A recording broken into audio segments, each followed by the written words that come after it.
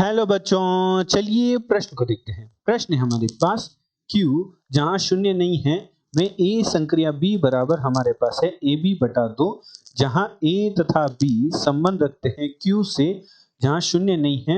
इस प्रकार से परिभाषित द्विआधारीय संक्रिया का हमें तत्सम अवयव ज्ञात करना है। प्रश्न के हमारे पास चार विकल्प दे रखे हैं A B C D, जिनमें से हमें एक सही विकल्प का चयन करना है। चलिए सर्वप्रथम हम प्रश्न के लिए मुख्य अवधारणा लिखते हैं। मुख्य अवधारणा, तो मुख्य अवधारणा में हम तत्सम अवयव तत्सम या तस्मक अवयव का अध्ययन करेंगे। तस्मक अवयव का अध्ययन करेंगे।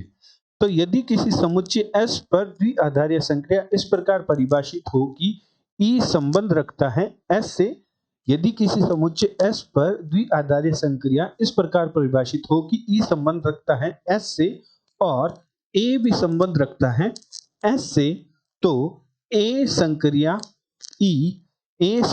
E बराबर E संक्रिया A का मान यदि A के बराबर हो, तब जो हमारा E है तब E को समुच्चय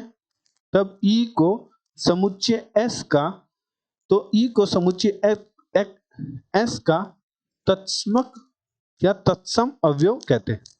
तत्सम अवयव या तस्मक अवयव कहते हैं। अतः प्रश्नानुसार प्रश्न में हमारे पास दे रखा है कि A संक्रिया B का मान हमारे पास दे रखा है A गुणा B बटा 2, जहां A तथा B संबंध रखते हैं Q से जहां शून्य नहीं है। तो हम मान लेते हैं कि माना हमारी जो Q के लिए हमारा जो तत्समक अवयव है या तत्सम अवयव है वह हमारे पास अवयव E है। हमने E मान लिया हमारा तत्सम अवयव है। तो A संक्रिया E का मान किसके बराबर होना चाहिए? A के बराबर होना चाहिए। और A संक्रिया E को हम, जो हमारे पास संक्रिया का संबंध दे रखा है कि A संक्रिया E को हम लिख सकते हैं AE बटा 2 बराबर हमारे पास आ जाएगा A के।